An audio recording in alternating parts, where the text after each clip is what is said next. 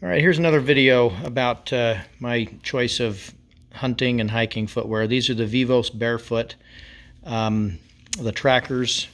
Anyways, but mostly about the my choice of gaiters that I've been using. So these are the Bluefield brand. I want to say they're just something you can get fairly inexpensively off Amazon, 20 bucks or less.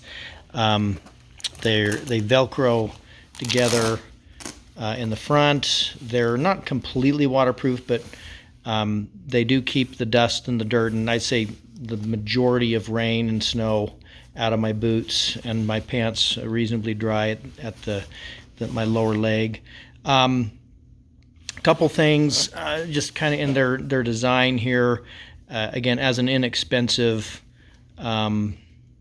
gaiter option, they've got this strap across the bottom that I can usually get 50 miles or so before this starts showing real wear. It'll start to split on the edges, and there's a kind of a fabric or a fiber material in the inside that then will last another, I don't know, 20 miles or so, usually, if it's really hard terrain. So I can get a good number of hikes out of it, but they don't last forever.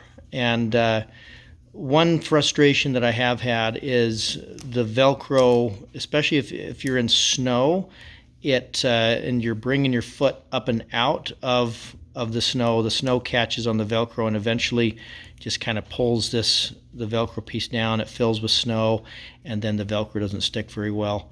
So there's been a couple of issues with that, but overall I've used these for several years. They've been decent gaiters. They're, again, fairly cheap to replace, but I haven't really liked having the strap across the bottom of my boot, and so recently trying a new idea here where I have just literally taken some sticky back Velcro, and I'll put the Velcro along the bottom of my boot, and we sewed Velcro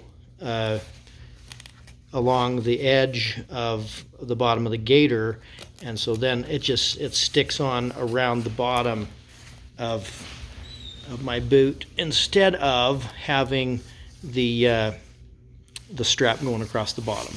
So I still will have the little hook can go up over my over the shoelace if I need it to, and that's held pretty well. I try to combine it with a little front boot cover here. As you can see, I've still got some of the Velcro is stayed attached. I got probably 20 miles, maybe 15 miles is all out of this Velcro before it just starts peeling off. These little strips that I glued on, or not glued on, it was, like I said, it was just a sticky back Velcro. So this is shoe goo that I've added along here, so it gives it something a little bit better to adhere to, and it's given me a little bit more of a seal where these older boots were starting to leak along the seams. So I kind of shoe gooed, got a bunch of this plastic material, and the sticky back Velcro does stick to it reasonably well. But like I said, I only got at most 20 miles out of it. But the idea was sound, I think, that this would cover essentially the toe area of my boot in really snowy, wet conditions. Sorry, there's a little blood on that from gutting an elk here a week ago. But it kept my boots a lot cleaner, a lot drier on the 2 trips that I wore this on, and my feet were way warmer. It's really incredible what just an extra layer, an uninsulated layer like this, how much more heat that traps. And I've started wearing insulated insoles that make a huge difference as well. So between insulated insoles and some sort of a cap on over your toe area here, it's night and day how much warmer you can be. I mean, we were in the 20s in snow, ice, really windy conditions, and my feet stayed toasty warm. So Other parts of the system here, I like wearing a knee pad with my gaiters. I used to have the knee pad exclusively on the outside, and I would just strap the knee pad on, but it would catch if I was going through sagebrush or taller brush, alders and stuff. The knee pad would catch and it would flip it like that, and it was just always annoying. I was always fighting that.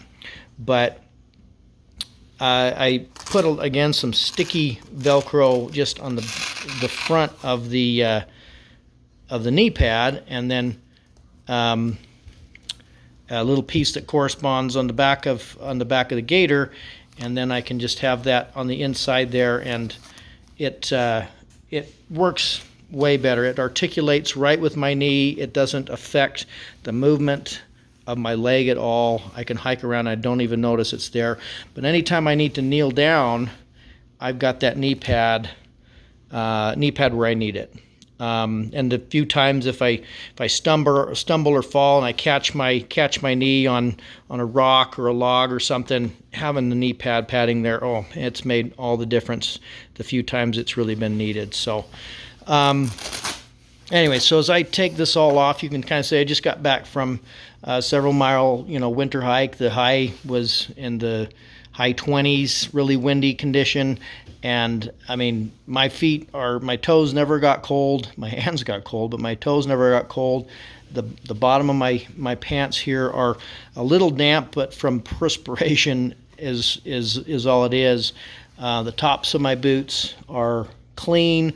The bottoms of my boots, where I did not have any covering on it, you can just see that line difference of how clean that gaiter keeps things.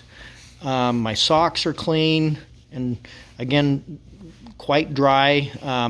That is one thing that I notice about a gaiter system, is it tends to send the moisture outwards. My socks, at least around my ankles, stay a little bit drier. It wants to condense either on this outer layer of my pants or on the gaiter itself instead of on my socks. So that keeps my feet a little bit drier that way. So it's this is mostly my winter system, but I will wear these gaiters year round. I won't wear as thick as socks, and I won't have the insulated. I'm just going to take this off here and show you these insoles. But so I've got these FP insoles. I can pull that out. So these, I've done a review on these before, the amount of cushion that these give. And again, I think I pointed out in that other video, the one downside to these is if they get really cold, they lose their cushion. They just get really stiff and hard, and they're kind of like walking on rocks. But as long as they stay warm, then the cushion is, I think, unmatched. But I can put these